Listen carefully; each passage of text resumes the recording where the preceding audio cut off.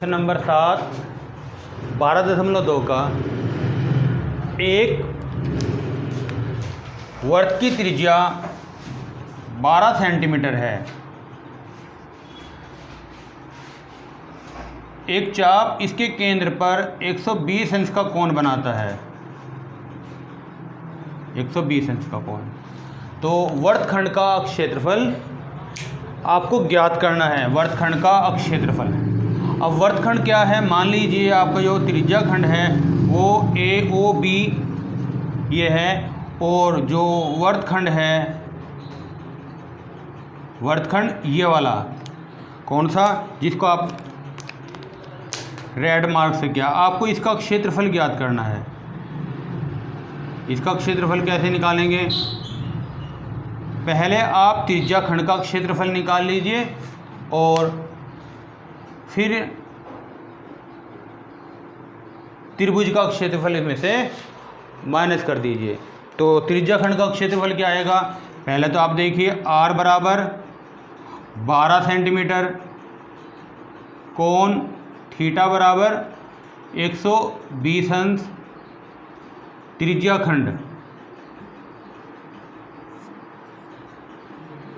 खंड AOB, ये यहाँ पर आप ये बना लीजिए, ये सारा का सारा त्रिज्या खंड का क्षेत्रफल क्या आ जाएगा? Theta divide by 360 Guna pi R square. जो पूरे वर्त का क्षेत्रफल है उसको गुना कर दीजिए थीटा बटे 360 से। थीटा क्या है? 120 बटे 360 गुना पाई का मान 3.14 और त्रिज्या 12 का वर्ग, 12 गुना 12। इसको कैलकुलेट कीजिए। इससे 0 से 0 चली जाएगी, 12 से काटेंगे 12 दिया 36, और 3 से इसको काट देंगे 4 मरतबा। तो ये आ जाएगा आपका 3 गुना 3.14 गुना 12 और 4 की करेंगे 48 वर्ग सेंटीमीटर। अब आपको निकालना क्या है? आपको तो त्रिभुज का क्षेत्रफल निकालना है। त्रिभुज आपको वर्तखंड का क्षेत्रफल निकालना है। वर्तखंड का क्षेत्रफल निकालने के लिए आपको त्रिज्या खंड के क्षेत्रफल में से इस त्रिभुज AOB का क्षेत्रफल घटाना पड़ेगा। घटाइए त्रिभुज AOB का क्षेत्रफल, AOB का क्षेत्रफल। देखिए आप त्रिभुज का क्षेत्रफल का फॉर्मूला क्या होता है? 1/2 आधार गुना ऊंचाई। अब आपको 12 का पता है, 12 ये पता है। अब लेकिन आपको इस भुजा की लंबाई का पता नहीं है।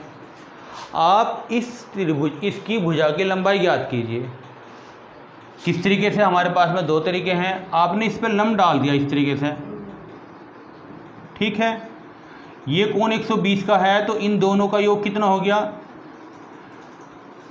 भाई? तीनों कोणों का योग 180 होता है। 180 में से 20 गया 60, तो 60 इन दोनों का योग है। तो ये कोण कितने का है आपका? ये कोण आपका 30 अंश का है। अब आपको एक तो ये वाली लंबाई ज्ञात करनी है, ये वाली सारी की सारी, और एक ये।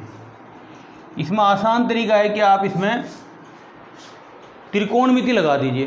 त्रिकोणमिति भी आपसे आती है, आपको पढ़ा दी गई त्रिकोणमिति क्या है। आप इस त्रिभुज में लगाएंगे, आपको इसके अकॉर्डिंग कर्ण का पता है, लंब ये हो गया, आधार ये हो गया। आपने इसके लिए क्या करेंगे? आप पहले 1/2 आधार गुना ऊंचाई। पहले आप आधार और ऊंचाई को ज्ञात करें। कितना? इसमें लगा लीजिए आप त्रिभुज AO, यहाँ कोई नाम दे दीजिए D, AOD में साइन 30 किसके बराबर होगा? साइन 30 बराबर हो जाएगा OD डिवाइड बाई AO। तो साइन 30 का मान 1/√, साइन 30 का मान 1/2 बराबर OD आपको निकालनी है, डिवाइड बाई AO आपका 12 है। तो OD कितना आ जाएगा? 12/2 बराबर 6 सेंटीमीटर। ये आपकी 6 सेंटीमीटर आ गई। अब आप AD निकालिए, दोबारा इसी में लगा दीजिए। कोस 30 किसके बराबर होगा? AD डिवाइड बाई AO के। कोस 30 का मान √3/2 बराबर AD आपको निकालनी है और AO कितना है? AO आपका 12 है। AD कितना आ जाएगा? AD आ जाएगा 12/2 गुना √3, ये इससे कैंसिल हो गया 6 टाइम, तो ये आ गया 6√3 सेंटीमीटर। आपको AD निकल गई। आपको चाहिए AB की लंबाई क्या होगी? क्योंकि इससे इस पर लंब जब डालते हैं तो वो AB को समद्विभाजित करता है, बाइसेक्ट करता है। AB हो जाएगा आपका 2 गुना AD 2 गुना 6√3 बराबर 12√3 सेंटीमीटर। त्रिभुज AOB का क्षेत्रफल कितना आ जाएगा? 1/2 आधार AB 12√3 गुना ऊंचाई OD 6 सेंटीमीटर। आप इसको डिवाइड करेंगे 3 टाइम, तो रिज़ल्ट आ गया आपका 12×3 = 36 √3 वर्ग सेंटीमीटर। आपको निकालना है वर्तखंड का क्षेत्रफल। देखिए वर्तखंड APB का क्षेत्रफल, वर्तखंड APB का क्षेत्रफल, त्रिज्याखंड का क्षेत्रफल माइनस त्रिभुज का क्षेत्रफल। त्रिज्याखंड का क्षेत्रफल आपका ये आ गया 3.14 गुना 48 माइनस, इससे ये माइनस कर दीजिए 36√3। इसको कैलकुलेट करिए। इसमें से जो कॉमन निकल रहा हो पहले कॉमन निकाल लीजिए। 12 कॉमन निकल रहा है, 12 कॉमन निकालेंगे तो यह आ जाएगा आपका, 12 कॉमन लेने के बाद आ जाएगा यहाँ पर 4 गुना 3.14 माइनस यहाँ से मिलेगा 3 गुना √3 की वैल्यू रख दीजिए 1.73।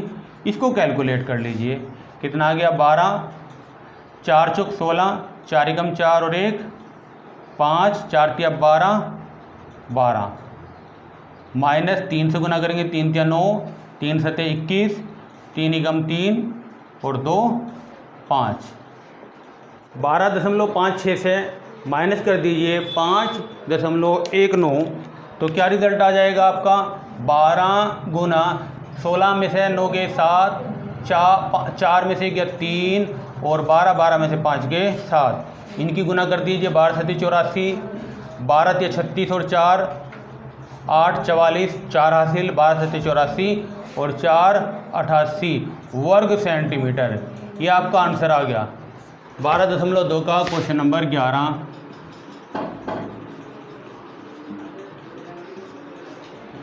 क्वेश्चन क्या है? किसी कार के 2 वाइपर हैं, परस्पर कभी आच्छादित नहीं होते, यानी कि आपस में नहीं मिलते। प्रत्येक वाइपर की पत्ती की, यानी कि जो ये है ये लंबाई 25 सेंटीमीटर है और ये पूरा घूमने के लिए 115 अंश का कोण बनाता है। तो आपको प्रत्येक वाइपर द्वारा जो क्षेत्रफल साफ किया गया है उसको निकालना है। पत्तियों की प्रत्येक वहार के साथ जितना क्षेत्रफल साफ हो जाता है वो आपको निकालना है। देखिए यहाँ पर ये क्या बन गया? त्रिज्याखंड बन गया। इसके लिए R की वैल्यू, जो इस पत्ती की लंबाई है 25 सेंटीमीटर, बना कोण, केंद्र बना कोण जो ये है थीटा = 115 अंश। अब क्षेत्रफल वाइपर द्वारा, प्रत्येक वाइपर द्वारा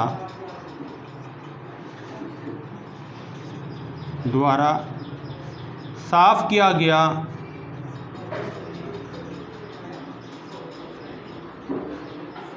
क्षेत्रफल कितना हो जाएगा? θ/360 गुना πr²। थीटा 115/360 गुना पाई का मान 22/7 और त्रिज्या 25 गुना 25। इसको कैलकुलेट कर लीजिए, जो कटता हो वो काट दीजिए। कौन सा कटता है? 2 से आप इसको डिवाइड करेंगे 11 मरतबा और 2 से इसको डिवाइड करेंगे 180। आप 5 से इसको डिवाइड कर दीजिए, 5 से इसको डिवाइड करेंगे 5 दूनी 10, 5 तिया 15 और 5 से इसको डिवाइड करेंगे 5 तिया 15, 5 छंग 30। तो रिज़ल्ट आ गया आपका 23 गुना 11 गुना 25 किसकी गुना करेंगे 625 डिवाइड बाई 36 गुना 7। इनकी गुना कर दीजिए, नीचे कितना आ जाएगा 7 छंग। देखिए कुछ कटता हो तो काटिए और नहीं कटता। 7 छंग 42, 7 तिया 21 और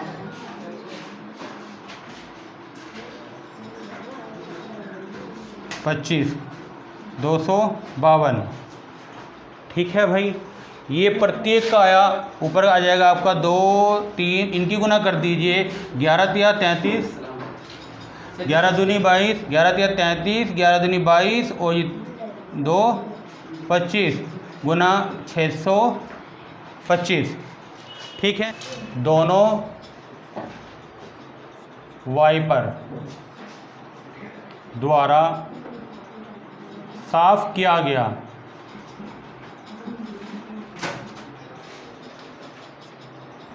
अब क्षेत्रफल कितना हो जाएगा 200 और गुना कर दीजिए इसे।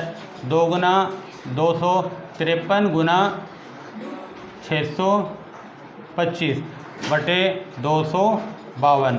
2 से इसको डिवाइड करेंगे 1 2 6।